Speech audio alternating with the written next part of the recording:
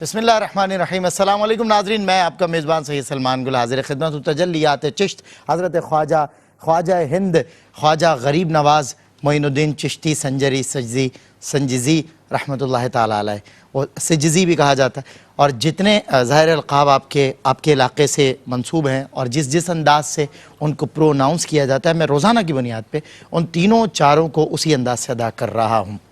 حضرت خواجہ غریب نواز رحمۃ اللہ تعالی علیہ کے سے متعلق کل ہم نے عرفان و عشق کا موضوع پیش نظر رکھا تھا، اور آج ہم خواجہ ہنداں شہ کیواں جناب کو سامنے رکھیں گے، اور ہمارا موضوع ہوگا اوراد و وظائف۔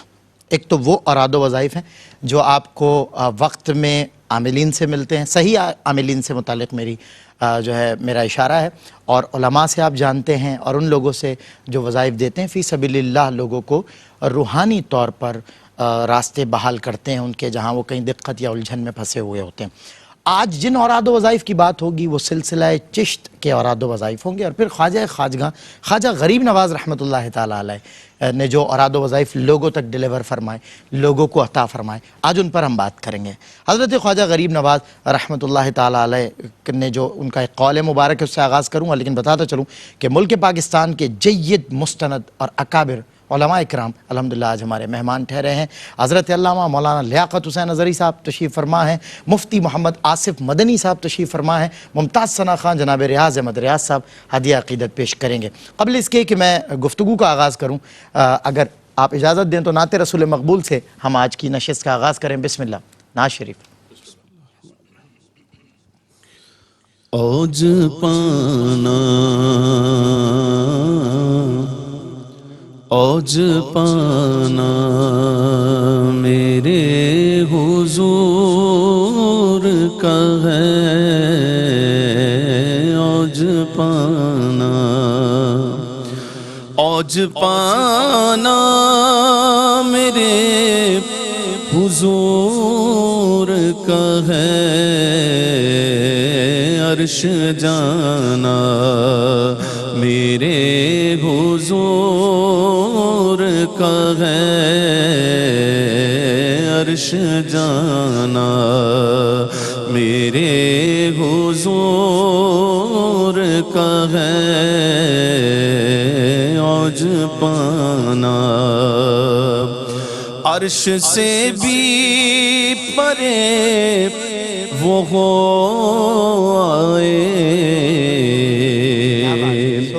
عرش سے بھی پرے وہ آئے، آنا جانا میرے حضور کا ہے، آنا جانا میرے حضور کا ہے،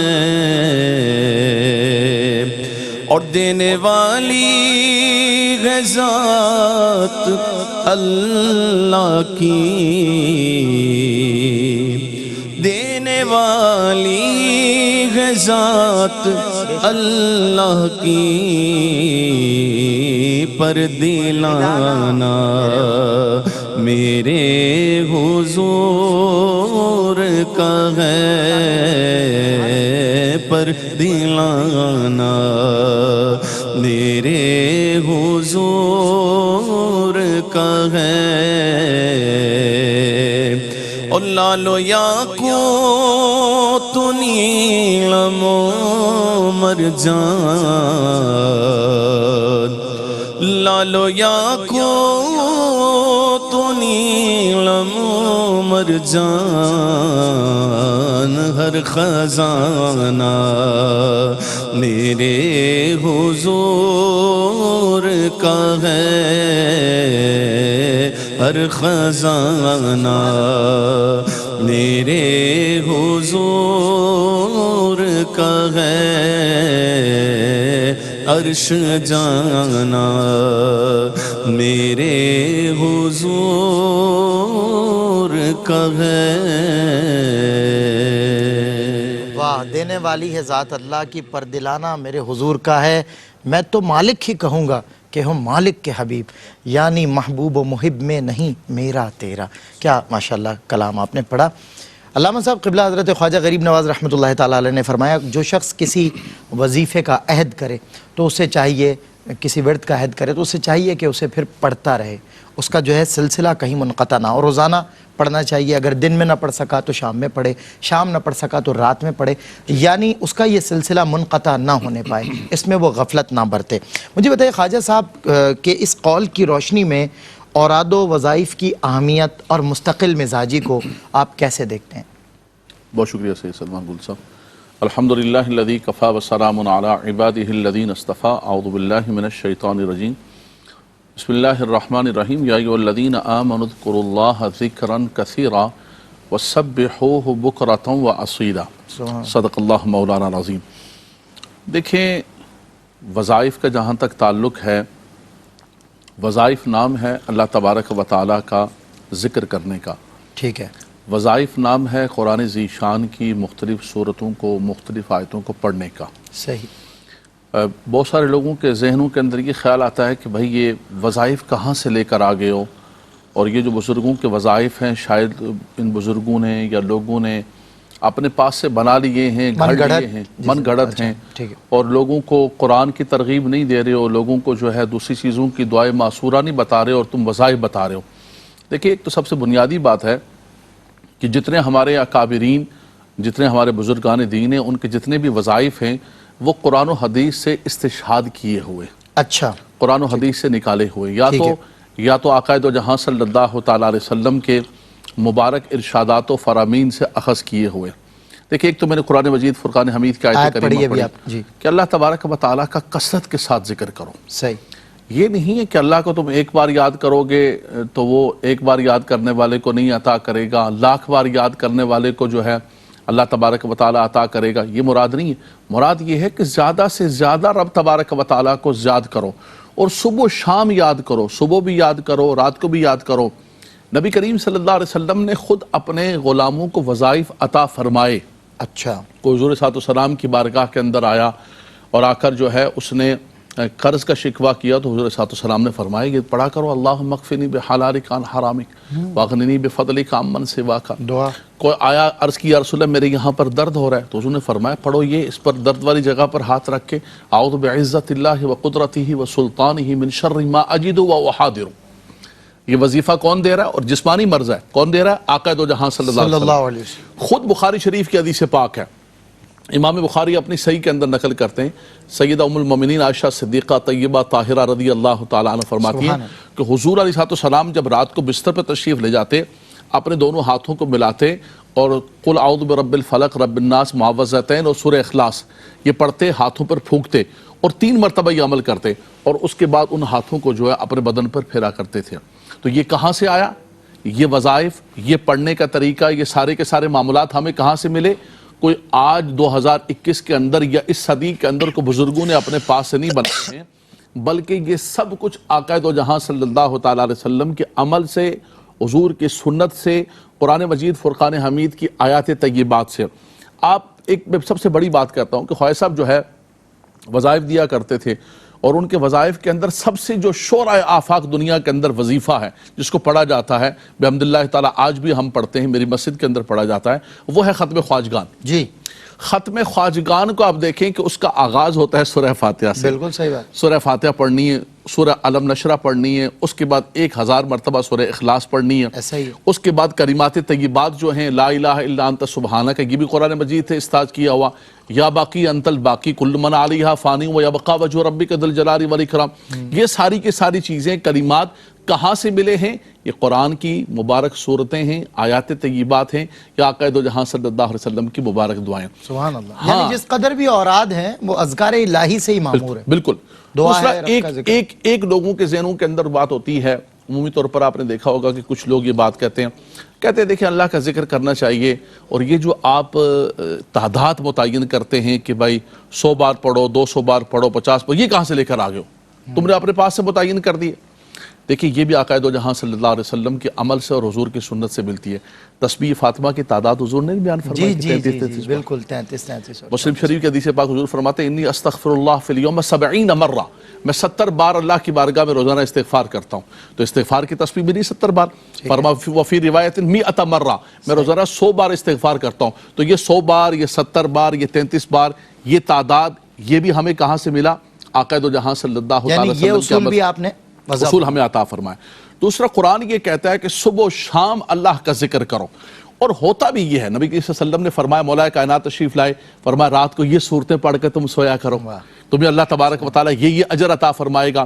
سونے لگو تو کو اللہم باسمک اموت واحیا، اٹھنے لگو تو الحمدللہ الذی احیانا. یہ کیا ہے؟ یہ دعائیں بھی ہیں، یہی وظائف ہیں، یہی آقا دو جہاں صلی اللہ علیہ وسلم کے عطا کرتا ہے. اور یہ جو خواجہ صاحب کا فرمان ہے کہ بھئی کوئی بھی وظیفہ کرو، اس وظیفے کے اندر دوام ہونا چاہیے، یہ بھی سنت مبارکہ سے ثابت ہے. اللہ نبی کریم صلی اللہ علیہ وسلم اپنے صحابہ کرام کو جب بھی کسی عبادت یا کسی چیز کے پڑھنے کا فرماتے تو فرمایا کہ کم کر لیا کرو، عقل ہو لیکن عدم ہو، اور اس کے اندر ایک دوام ہونا چاہیے. ایک شخص کے بارے میں حضور نے فرمایا کہ وہ شخص جیسا نہ ہونا کہ جو رات کو اٹھتا تھا، پہلے نماز پڑھا کرتا تھا، لیکن اس کے بعد جو ہے اس نے نماز کو پڑھنا چھوڑ دیا.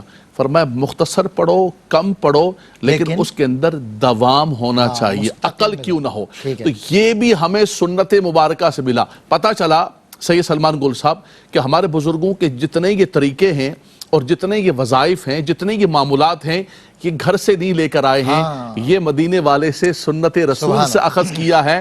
یہ امت کو آسان اور سہل کر کے دیا ہے. اصل نور اور فیضان وہی سے مل رہا ہے. کیا بات ہے، سبحان اللہ. ناظرین کرام ایک وقفے کے بعد مزید آج اوراد و وظائف ہمارا موضوع ہے. ابتدا میں نے کہا کہ وہ اوراد و وظائف جو عام طور سے اس دور میں آپ کو مختلف ظاہر ہے مختلف سورسز سے مل جاتے ہیں، عاملین سے مل جاتے ہیں، ان کی بات نہیں. آج ہم خواجہ غریب نواز رحمۃ اللہ تعالیٰ علیہ اور اس سلسلہ چشت کے جو اوراد و وظائف ہیں ان کے خاص طور پر بات کر رہے ہیں، اور سوالات ہیں، بریک کے بعد کروں. ناظرین آپ کا خیر مقدم ہے ایک بار پھر تجلیات چشت. یہ خصوصی ٹاک شو ہے. حضرت خواجہ غریب نواز رحمۃ اللہ تعالیٰ علیہ آپ کا سلسلہ، آپ کی خدمات اور آپ کی شخصیت کو پیش نظر رکھتے ہوئے اس پر گفت و شنید جاری ہے. کل ہم نے عارف اور عارف باللہ کے موضوع پر، عرفان و عشق دراصل موضوع تھا، لیکن ہم نے عارفین کا ذکر سنا اور کس سے جو عارفین کا پیشوا یعنی خواجہ ہندہ شاہ کیواں خواجہ معین الدین چشتی سنجزی رحمۃ اللہ تعالیٰ علیہ. میرا اگلا سوال یہ کہ خواجہ صاحب نے اپنی مجلس میں حضور تربیت فرماتے ہوئے موقع پر ارشاد فرمائی کبیرہ گناہ ہے کہ اللہ کا نام لیا جائے یا کلام الہی کا ورد ہو رہا ہو یا سنا جائے اور انسان کا دل نرم نہ ہو. اگر ذکر الہی یا قرآن حکیم سنتے وقت گداز پیدا نہ ہو دل میں اور سنتے وقت انسان سننے کے بجائے سے ہنسی مذاق میں وقت کو صرف کرے، مشغول ہو، تو یہ گناہ کبیرہ ہے. میں خواجہ صاحب کے اس قول میں یہ بھی جاننا چاہتا ہوں کہ اللہ تعالیٰ کا نام ظاہر ہے، اس میں جلالت اور بابرکت بھی ہے. میں چاہتا ہوں خواجہ صاحب کے اس فرمان کی روشنی میں سمجھوں کہ اللہ تعالیٰ کے کلام جب سنا جائے تو اس وقت تقاضے کیا ہیں، ریکوائرمنٹس کیا ہیں، اور یہ قول بھی سامنے. اعوذ باللہ من الشیطان الرجیم، بسم اللہ الرحمن الرحیم. ابو داؤد کی روایت ہے رحمت دو عالم. ابن ماجہ کی روایت ہے حضور علیہ الصلوۃ والسلام نے فرمایا من احب شیء اکثر ذکرہ، کہ جو جس چیز سے زیادہ محبت کرتا ہے وہ اس کا ذکر کثرت سے کرتا ہے. صحیح. تو کسی چیز کا کثرت سے ذکر اس بات کی علامت ہے کہ اس شے کی محبت یا اس ذات کی محبت دل میں اتنی ہی زیادہ ہے. صحیح. اور محبت کے اسباب پر اگر غور کیا جائے تو انسان نفع اور نقصان کا بندہ ہے. صحیح. اگر کوئی اسے نفع پہنچاتا جائے اور اس نفع کا تسلسل ہو تو محبت ہو جاتی ہے.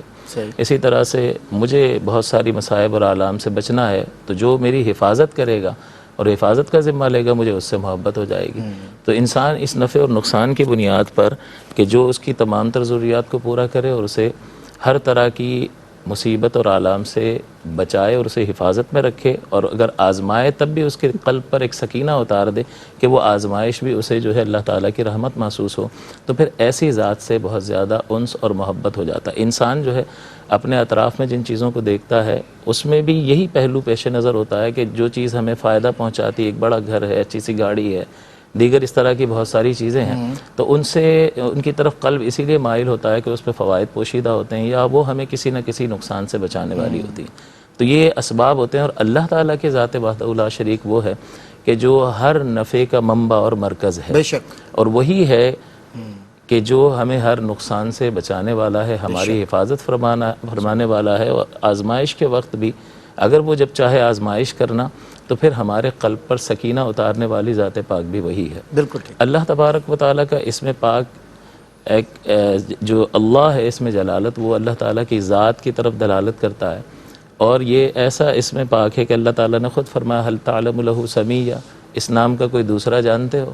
تو یہ ایسا نام مبارک ہے کہ کسی نے یہ ظاہری اعتبار سے بھی جرأت نہیں کی کہ اپنے باطل خداؤں میں سے کسی خدا کا نام اللہ رکھ لیتا. صحیح بات. یہ وحدہ لا شریک کو یہ دلالت کرتا ہے، اور اللہ تعالیٰ نے اس اسم جلالت کو اپنی عظمت اور کے دلیل کے طور پر پیش فرمایا. چنانچہ قرآن عظیم کی ابتدا میں فرمایا الحمدللہ، تمام خوبیاں اللہ کے لیے ہیں. دلیل دیں تو دلیل اس لفظ اللہ میں پوشیدہ ہے کہ لفظ اللہ کا معنی ہے واجب الوجود اور تمام صفات کمال کا جامع. اللہ. واجب الوجود کا معنی یہ ہے کہ جسے کسی نے نہ بنایا ہو اور اس نے ساری کائنات کو بنایا ہو، جو ایسی ذات ہوگی اس کو کہیں گے واجب الوجود، اور ایسی ذات کمال ہی کمال کا تقاضا کرتی ہے، لہٰذا ازل سے ہمیشہ سے صفات کمال جو ہیں اس کی ذات پاک کے ساتھ ہیں. تو اللہ کا معنی ہے واجب الوجود اور تمام صفات کمال کا جامع. اب الحمدللہ میں سے لفظ اللہ کو تھوڑی دیر کے لیے ہٹا کر اس کا معنی رکھ لیں تو آپ کو یہ دعویٰ بھی سمجھ میں آ جائے گا کہ تمام خوبیاں اللہ کے لیے ہیں. یہ دعویٰ اور کیوں ہے یہ دلیل بھی سمجھ میں آ جائے گی اگر اس کا معنی اس لفظ کی جگہ رکھ لیں اور ترجمہ کریں کہ تمام خوبیاں اس کے لیے ہیں جو ہمیشہ سے ہے، واجب الوجود ہے اور اس میں تمام خوبیاں موجود ہیں. تو بندہ کہتا ہے بالکل صحیح بات ہے، پھر تو اسی کے لیے تمام خوبیاں ہونی چاہیے جو ہمیشہ سے ہو، اس نے ساری کائنات کو تخلیق کیا ہو اور سارے کمالات اس کے اندر موجود ہوں. تو یہ اللہ تبارک و تعالیٰ نے اپنی ذات پاک کی عظمت کی دلالت کے لیے بھی اس لفظ مبارک کو استعمال فرمایا. چنانچہ ایک اور مقام پر سورہ جمعہ میں ارشاد فرمایا یسبح للہ ما فی السماوات و ما فی الارض، کہ جو کچھ زمین و آسمان میں ہے وہ اللہ کی حمد کر رہا ہے. سب اللہ کی حمد کر رہے ہیں. کیوں کر رہے ہیں؟ اللہ ہی کے معنی کو اس جگہ پہ رکھ لو کہ ہر ایک زمین و آسمان میں جو کچھ اس کی تعریف اور حمد کر رہا ہے جو واجب الوجود ہے اور تمام صفات کمال کا جامع ہے. تو بندہ کہتا ہے کہ ہاں پھر ٹھیک ہے کہ اس ہی کی تعریف ہونی چاہیے، ہر ایک کو اسی کی ذات سے وابستہ ہونا چاہیے. اور آخری بات یہ کہ اللہ تبارک و تعالیٰ کی یہ اسم جلالت کے اندر ایسا کمال ہے کہ بندہ جب اللہ تعالیٰ کی کسی صفت مبارک کو یا صفاتی نام کو ذکر کرتا ہے رزاق کہتا ہے. اچھا بکثرت بھی کہنا میں نے دیکھا ہے، کچھ ناموں کو لیتے ہیں لوگ اور بکثرت اس کا ذکر کرتے ہیں اللہ کے صفاتی نام. جی تو اصل میں اس کا سبب میں آپ کی خدمت میں ذکر کروں کہ اللہ تعالیٰ کے صفاتی نام حی ذکر کرتا ہے تو زندہ کرنے کا تصور انسان کے ذہن میں، رزاق کہتا ہے تو رزق دینے کا. تو جب اللہ تعالیٰ کے ان 99 صفاتی ناموں کو ذکر کرتا ہے تو فقط ذکر کرنے والے مذکر کے ذہن میں فقط ایک صفت کا تصور ہوتا ہے. جی لیکن بندہ پوچھتا ہے کہ کوئی ایک ایسا نام ذکر کر دو، ایک ایسا نام مجھے بتا دو کہ جسے میں ذکر کروں تو اللہ تعالیٰ کی ذات کا ذکر بھی ہو جائے اور اس کی تمام صفات کمال کا ذکر ہو جائے. یہ اللہ ہے. جب وہ اللہ کہتا ہے تو کہتا ہے واجب الوجود اور تمام صفات کمال کا جامع. تو یہ وہ اللہ تعالیٰ کا نام مبارک ہے کہ جس میں کمال ہی کمال ہے اور اس کی ذات کی طرف بھی دلالت ہے اور تمام صفات کمال کی طرف دلالت. تمام کمالات اور تمام صفات رب کی جو ہے وہ اس نام میں بنایا. حضرت نے بہت جو ہے تفصیلی طور پہ اس کا ذکر فرمایا. علامہ صاحب خواجہ غریب نواز رحمۃ اللہ تعالیٰ علیہ کا فرمان ہے کہ کسی شخص کو اگر اپنی حاجت پوری کرنی ہو تو وہ بکثرت سورہ فاتحہ کا ورد کرے. تو ایک تو یہ حاجت کا پورا ہو جانا سورہ فاتحہ، اور بالخصوص سورہ فاتحہ کی جو اہمیت بیان ہو رہی ہے کہ بکثرت سورہ فاتحہ کا پڑھنا بندے کی حاجت پوری کر سکتا ہے، اس پر روشنی ڈالیں. جی دیکھیے قرآن مجید فرقان حمید سارا کا سارا الحمد سے لے کر والناس تک شفا ہے اور رحمت ہے. وَنُنَزِّلُ مِنَ الْقُرْآنِ مَا هُوَ شِفَاءٌ وَرَحْمَةٌ لِّلْمُؤْمِنِينَ يَا أَيُّهَا النَّاسُ قَدْ جَاءَتْكُم مَّوْعِظَةٌ مِّن رَّبِّكُمْ وَشِفَاءٌ لِّمَا فِي الصُّدُورِ رب کائنات نے فرمایا. لیکن سورہ فاتحہ کا آپ نے خاص طور پر فرمایا، اس مبارک صورت کو یہ اعزاز اور اکرام حاصل ہے کہ دیکھیں نماز کے اندر آپ جہاں سے چاہیں قرآن کی تلاوت کریں. فَقْرَأُوا مَا تَيَسَّرَ مِنَ الْقُرْآنِ، جو آپ کو آتا ہے جہاں سے آتا ہے. لیکن یہ سورہ فاتحہ ایسی ہے کہ اسے ہر نماز کے اندر اور ہر رکعت کے اندر پڑھا جاتا ہے، اور خاص طور پر فرض کی جو پہلی رکعتیں ہیں اور نوافل اور سنن ہیں ہمارے نزدیک واجب ہے پڑھنا، لیکن شوافع اور دوسرے حضرات کے نزدیک تو وہ تو کہتے ہیں کہ لا صلاۃ الا بفاتحۃ الکتاب، نماز ہی نہیں ہوتی ہے. اور وہ تو اس کی فرضیت اتنی اہمیت اور فضیلت. ایک تو اس اعتبار سے دیکھیں. دوسرا جو پہلو ہے خاص طور پہ وظیفے کے اعتبار سے، تو اس صورت کے اتنے نام ہیں. اس کو ام الکتاب بھی کہا جاتا ہے، ام القرآن بھی کہا جاتا ہے، سب مثانی بھی کہا جاتا ہے. سورۃ الکافیہ، سورۃ الوافیہ، سورۃ الشافیہ، سورۃ الشفا، سبحان اللہ، اللہ اکبر۔ اس کے اتنے نام ہیں، جو ناموں کی کثرت ہے وہ دلالت کرتی ہے کہ یہ کتنی مبارک ہے۔ دوسرا یہ ہے، نبی کریم صلی اللہ علیہ وسلم نے، حضرت ابو سعید بن معلہ فرماتے ہیں کہ میں نماز پڑھ رہا تھا، نبی کریم صلی اللہ علیہ وسلم نے مجھے آواز دی، میں نماز میں تھا، میں نے جواب نہیں دیا، بخاری شریف کی حدیث پاک ہے۔ تو نماز کے بعد میں حاضر ہوا تو حضور نے فرمایا کہ میں نے آواز دی تھی، آپ نے جواب نہیں دیا۔ کہ یا رسول اللہ میں نماز پڑھ رہا تھا۔ تو حضور نے فرمایا کہ کیا آپ نے قرآن نہیں پڑھا؟ قرآن کا استجیبوا للہ وللرسول اذا دعاکم، جب اللہ رسول بلائیں، حالات میں یعنی تم نماز کے اندر بھی آتے تو تمہاری نماز میں فرق نہیں پڑنا تھا، اللہ رسول کی پکار پر تم جا رہے ہو۔ پھر نبی کریم صلی اللہ علیہ وسلم نے فرمایا کہ میں تمہیں ایک بہت عظمت والی صورت نہ بتاؤں، اس کی تعلیم نہ دوں؟ عرض کیا رسول اللہ بالکل۔ تو مسجد سے نکلتے ہوئے پھر نبی کریم صلی اللہ علیہ وسلم نے خاص طور پر سورہ فاتحہ کی تعلیم فرمائی، فرمایا یہ بہت عظمت والی صورت ہے، بہت برکت والی صورت ہے، اور اس کو سورۃ الشفا بھی کہا جاتا ہے۔ بخاری کے اندر ہے، صحابہ کرام کی ایک جماعت جا رہی تھی کہیں، راستے کے اندر ایک کنیز، ایک لونڈی آئی اور کہا کہ آپ لوگوں میں سے کوئی ہے جو کوئی دم کرنا جانتا ہے؟ میں ہمارے سردار کو جو ہے نا کسی چیز نے کاٹ لیا۔ ایک صحابی رسول نے کہا کہ میں جاتا ہوں، وہ گئے، انہوں نے جا کے دم کیا، وہ شخص بالکل اس کے اعضاء جو جکڑے ہوئے تھے اور رنگ پیلا تھا، جیسے دم کیا بالکل ٹھیک ہو گیا۔ سردار بڑا خوش ہوا، اس نے 30 بکریاں جو ہے بطور ہدیہ کے دی۔ واپس صحابہ کرام کے درمیان پہنچے تو انہوں نے کہا بھی تم نے کیا دم کیا ہے؟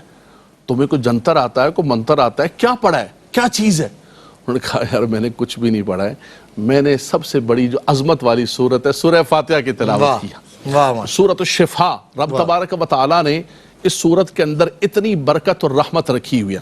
لیکن یہ بزرگان دین جب وظائف دیتے ہیں، وظائف کی تلقین کرتے ہیں، تو ساتھ یہ کہتے ہیں کہ بیٹا اپنی زبان کو جھوٹ سے محفوظ رکھنا، صحیح، اور اپنے پیٹ کو حرام سے محفوظ رکھنا، صدق مقال اور عقل حلال یہ بنیاد ہے، یہ کنجی ہے، یہ چابی ہے، اس کے بغیر تم کتنا بھی پڑھتے رہو۔ وظائف سے قبل وظائف کی تیاری ہے۔ بالکل، فرمایا یہ ساری کی ساری چیزیں ہوں گی تو پھر دیکھو اللہ تبارک و تعالیٰ کی رحمتیں، برکتیں۔ تو آپ یہ دیکھیں تو اصل تو قرآن ہے یہ، صحیح بات، لیکن قرآن مجید فرقان حمید کی صورت مبارکہ ایک ترتیب سے جب بزرگ دیتے ہیں، بطور وظیفے کے دیتے ہیں، تو رب تبارک و تعالیٰ فتوحات، رحمتوں اور برکتوں کے راستوں کو کھول دیتا ہے۔ واہ، سورہ فاتحہ کی اہمیت پر نشاندہی فرما رہے تھے قرآن و حدیث کی روشنی میں علامہ لیاقت حسین اظہری صاحب۔ وقت ہوا ایک وقفے کا، اور وقفے کے بعد انشاءاللہ پھر آپ سے ملاقات ہوتی ہے۔ قرآن ایک کتاب الہی جہاں میں ہے، قرآن کے بغیر تباہی جہاں میں ہے۔ وقفے کے بعد ہوتی ہے ملاقات۔ جی خوش آمدید ناظرین، آپ کا خیر مقدم ہے۔ بریک سے قبل ہم نے سمجھا سورہ فاتحہ کی اہمیت اور مرکزیت کو، اور اس کے ہم نے دیکھا کہ اس کو کتنے نام ملے۔ پیش نظر رہے کہ خواجہ غریب نواز رحمۃ اللہ تعالیٰ علیہ کے فرمان کے مطابق سورہ فاتحہ، جیسے سوال تھا کہ حاجت کو پورا کرنے کے لیے یقیناً سورہ فاتحہ کی اہمیت بزرگوں کے اوراد و وظائف میں بہت ایک منبع کی حیثیت ہے، کیونکہ ان کے اوراد و وظائف میں جس طرح ختم خواجگان کا ذکر ہوا کہ سورہ فاتحہ کا سب سے پہلے ورد ہوا کرتا ہے۔ آپ مختلف مواقع پہ مختلف مسائل میں سورہ فاتحہ کا ورد نہ صرف فرما رہے ہیں بلکہ اس کی تلقین بھی فرما رہے ہیں۔ خواجہ خواجگاں خواجہ غریب نواز رحمۃ اللہ تعالیٰ علیہ، آج ہم نے اوراد و وظائف کو پیش نظر رکھا اور آغاز بھی انہی سوالات سے کیا۔ سورہ فاتحہ پر ہم نے اپنا آخری سوال تھا، لیکن ایک سوال اور جو میں مفتی آصف مدنی صاحب سے کرنا چاہوں گا کہ سلسلہ چشتیہ کے جو معروف اوراد و وظائف ہیں وہ کیا ہیں؟ اس کا ایک تفصیلی میں سمجھتا ہوں جائزہ مختصر دورانیے میں۔ اللہ تعالیٰ نے جیسا کہ اللہ کے تمام تر جو نام ہیں وہ مبارک نام ہیں اور ان کی برکات ہیں، جیسا کہ حضور کے کثیر نام اللہ تعالیٰ نے رکھ دیے، تو ہمارے یہاں تو ہم اگر کسی کا نام نواب رکھ دیتے ہیں تو ضروری نہیں ہے کہ وہ نواب بھی ہو، خالی نام کا ہی نواب ہو سکتا ہے، لیکن وہ اس میں وصف ہو نہ ہو۔ لیکن جو اللہ تعالیٰ کے صفاتی نام ہیں وہ اس کی صفات کمال پر دلالت کرتے ہیں کہ یہ خوبیاں بدرجہ اتم اس کی ذات پاک میں موجود ہے۔ اسی طرح حضور کے جس قدر نام ہے، اللہ تعالیٰ نے بدرجہ اتم اور کمال جو ہے اپنے حبیب میں وہ صفات کمالیاں رکھی ہیں۔ تو اس کے تمام تر نام ایسے ہیں کہ جن کا ورد کرنا، جن کا ذکر کرنا باعث برکت ہے۔ لیکن اللہ تعالیٰ نے، اور یہ مستفاد ہے اللہ تعالیٰ کے اس فرمان سے، وَاذْكُرُوا اللَّهَ كَثِيرًا لَعَلَّكُمْ تُفْلِحُونَ، کہ اللہ کو کثرت سے یاد کرو تاکہ تم فلاح پاؤ۔ تو یہاں اللہ کے ذکر میں اس کے تمام تر صفاتی نام آ جاتے ہیں، لیکن یہاں پر اللہ تعالیٰ نے اپنے ذاتی نام اللہ کو ذکر کیا، وَاذْكُرُوا اللَّهَ كَثِيرًا لَعَلَّكُمْ تُفْلِحُونَ، اللہ کو کثرت سے یاد کرو۔ تو سلسلہ چشت میں جو وظیفہ بہت زیادہ مذکور اور معمول بہا ہے وہ کلمہ طیبہ کا ورد ہے، افضل الذکر اسے کہا گیا ہے، اور وہ نفی اور اثبات جو ہے وہ ذکر میں شامل کرتے ہیں، اس کو نفی اور اثبات پر مشتمل ذکر کہتے ہیں کہ نفی ہر الہ کی نفی لا الہ، اور پھر اثبات الا اللہ، اس کی ضرب لگاتے ہیں، اور یہ جو ہے وہ تسبیح پر جب یہ پڑھتے ہیں تو 202 تسمیہ پڑھتے ہیں تو یہ 200 بار ہو جاتا ہے۔ اس کے بعد فقط اثبات ہی کو ذکر کرتے ہیں اور الا اللہ الا اللہ الا اللہ کی ضربیں لگاتے ہیں اور 2 بار پڑھتے ہیں الا اللہ الا اللہ، اور یہ 2 تسبیحاں پڑھتے ہیں تو یہ 400 مرتبہ ہو جاتا ہے۔ اس کے بعد اللہ بھی ہٹا کر فقط لفظ اللہ کا ذکر کرتے ہیں، جیسا کہ رحمت دو عالم صلی اللہ علیہ وسلم سے بھی پوچھا گیا کہ حضور نے سے پوچھا گیا کہ مل احسان یا رسول اللہ، یا رسول اللہ احسان کیا ہے؟ تو حضور نے فرمایا کہ ان تعبد اللہ کأنک تراہ فإن لم تکن تراہ فإنہ یراک، کہ تو اللہ کی عبادت اس طرح سے کر گویا کہ تو اسے دیکھ رہا ہے، اگر تو اسے نہیں دیکھ رہا تو اس بات کا تصور تو ہمہ وقت جاگزی رہنا چاہیے کہ وہ تو تجھے دیکھ رہا ہے۔ تو یہاں پر بھی اللہ کا صفاتی ذاتی نام حضور علیہ السلام نے ذکر فرمایا کہ اللہ کی عبادت اس طرح کر جیسا کہ تو اسے دیکھ رہا ہے، اور یہ ضمیر بھی اللہ تعالیٰ کے اسم جلالت اللہ کی طرف راجع ہے۔ تو یہاں اللہ تبارک و تعالیٰ کے اس ذکر پاک میں یعنی وہ پھر اللہ کی ضربیں لگاتے ہیں اور سینے پر جو ہے اس کی ضربیں لگاتے ہیں تاکہ اس مبارک کلام اور اس مبارک اسم پاک کی برکات جو ہیں ظاہر ہوں، اور جو اندر کا بعض اوقات انسان کے اندر جو ہے وہ بہت ساری خرابیاں باطنی اعتبار سے موجود ہوتی ہیں، بہت سارے باطنی بگاڑ ہوتے ہیں، تو اللہ کے اس اسم پاک کے ذکر کی بدولت جو ہے وہ تزکیہ نفس اور دل کا زنگ دور ہو جاتا ہے۔ دل کا زنگ، میں یہ بھی سننا چاہ رہا تھا کہ زنگ جو دل کا ہے، زنگ آلود جو دل ہے، اس کی صفائی بھی جی بالکل اسی سے ہوتی ہے، اور حضور نے بھی فرمایا کہ جب کوئی گناہ کرتا ہے تو ایک نقطہ لگ جاتا ہے، اگر وہ توبہ نہ کرے اور تسلسل رکھ کے گناہ کا تو گناہ دل سیاہ ہو جاتا ہے، اور پھر سیاہ پر سیاہ نقطہ یعنی اس کو گناہ کا احساس ہی ختم ہو جاتا ہے۔ لیکن اگر وہ توبہ کر لے، اللہ تعالیٰ کی بارگاہ میں رجوع کر لے، تو اس رجوع کی بنا پر اللہ تعالیٰ اس کے قلب کو پاک و صاف کر دیتا ہے۔ تو اس کی بارگاہ میں رجوع قلب کی صفائی اور قلب کے زنگ کو دور کرنے کا سبب ہے، تو اس کا نام مقدس بدرجہ اولا جو ہے قلب کی صفائی کا سبب اور ذریعہ ہوگا، تو یہ تزکیہ نفس کا سبب بھی ہے، اور یہ وہ وظیفہ ہے کہ جس کو سلسلہ چشت میں خاصی اہمیت حاصل ہے اور یہ معمول بھی رہا ہے۔ واہ، بہت خوب حضرت نے جو ویسے مختلف وظائف پر روشنی ڈالی، لیکن خاص تر جو اہتمام ہوتا ہے سلسلہ چشتیہ میں ذکر کرنے کا اس کو تفصیل سے بیان فرمایا۔ علامہ لیاقت حسین نظری صاحب 1-2 منٹ میرے پاس بچیں، میں چاہتا ہوں کہ آج کا موضوع اوراد و وظائف پیش نظر ہیں۔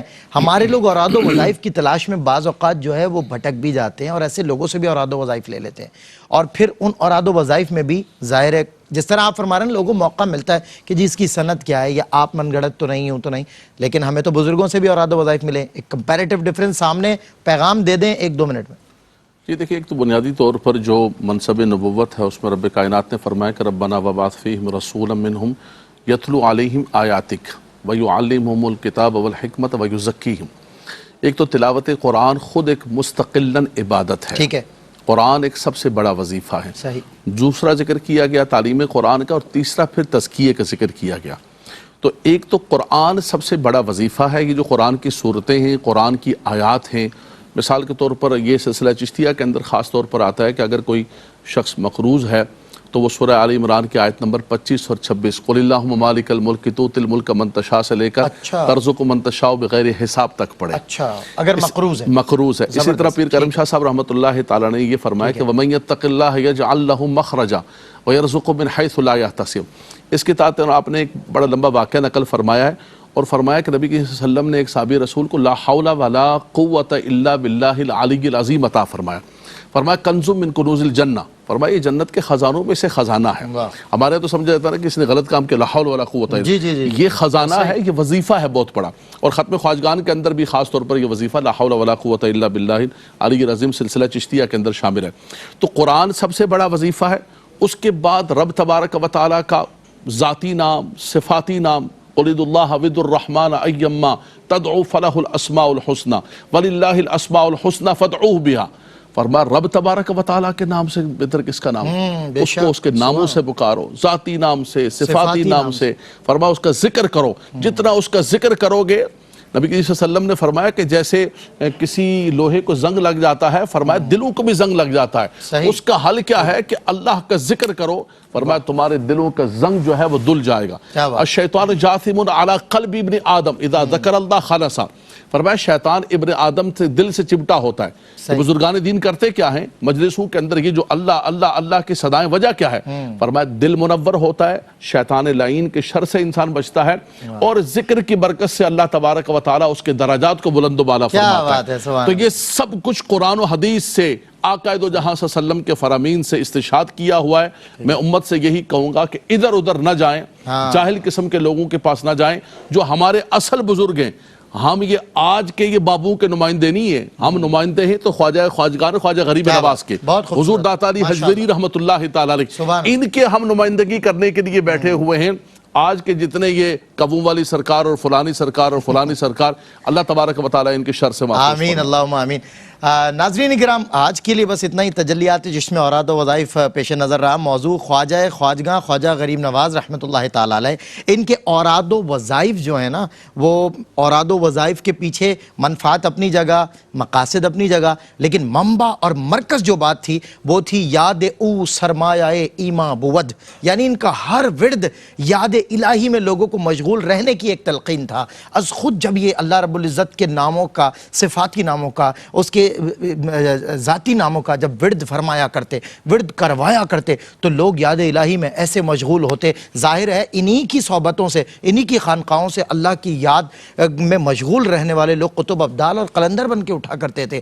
اسی لیے فرمایا یاد او سرمایہ ایمان بود, ہر گدا از یاد او سلطان بود. تو وہی سلطان بنے سارے گدا جو خواجہ غریب نواز رحمۃ اللہ تعالی علیہ کے جیسے بزرگوں کی, جیسے علماء کی خدمت میں رہے, اور انہوں نے اللہ رب العزت سے ایسا ناطہ جڑوایا لوگوں کا کہ وہ کبھی اللہ کی یاد سے غافل نہ ہو سکے. وہ سلطان باہو رحمۃ اللہ تعالی علیہ نے کہا تھا نا, ایک دم غافل سو دم کافر. اللہ تعالی ہمیں غفلت سے نجات عطا فرمائے اور اپنے ذکر پر, اپنے محبوب کے دین پر استقامت اور مستقل مزاجی کے ساتھ گامزن رہنے کی توفیق عطا فرمائے. آج کے لیے بس اتنا ہی. کل انشاءاللہ پھر آپ سے ملاقات ہوگی خواجہ غریب نواز کے اس خصوصی پروگرام تجلیات چشت کی چھٹی اور سیکنڈ لاسٹ ایپیسوڈ میں. انشاءاللہ ریاض احمد ریاض بھائی موجود ہیں, انشاءاللہ ان سے منقبت غریب نواز سنتے ہیں, اور آپ سے اجازت. السلام علیکم. خیرات لینے آ گئے منگتے تمہارے خواجہ, خیرات لینے آ گئے منگتے تمہارے خواجہ. بھر دیجئے دامن مرادوں سے ہمارے خواجہ. میرے خواجہ پیا, میرے خواجہ پیا, ہاں میرے خواجہ پیا, میرے خواجہ پیا. یہ جگمگاتا نور برساتا تمہارا روزہ, یہ جگمگاتا نور برساتا تمہارا روزہ. شرما گئے ہیں اس کے آگے چاند تارے خواجہ. میرے خواجہ پیا, میرے خواجہ پیا, ہاں میرے خواجہ پیا, میرے خواجہ پیا. مایوس جاتا ہی نہیں کوئی تمہارے در سے, مایوس جاتا ہی نہیں کوئی تمہارے در سے. ہم کو بھی دے حسنین کے صدقے اتارے خواجہ. میرے خواجہ پیا, میرے خواجہ پیا, ہاں میرے خواجہ پیا, میرے خواجہ پیا.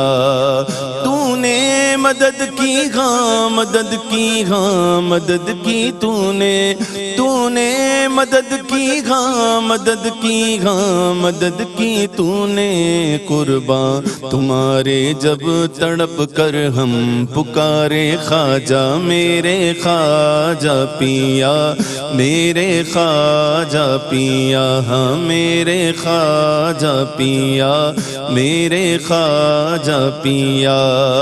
منگتوں کی رکھ لے لاج, کر دے سب مرادیں پوری. منگتوں کی رکھ لے لاج کر دے سب مرادیں پوری دامن پسارے آ گئے تیرے دوارے خواجہ میرے خواجہ پیا میرے خواجہ پیا ہاں میرے خواجہ پیا میرے خواجہ پیا ہاں میرے خواجہ پیا میرے خواجہ پیا یہ جگمگاتا نور برساتا تمہارا روزہ یہ جگمگاتا نور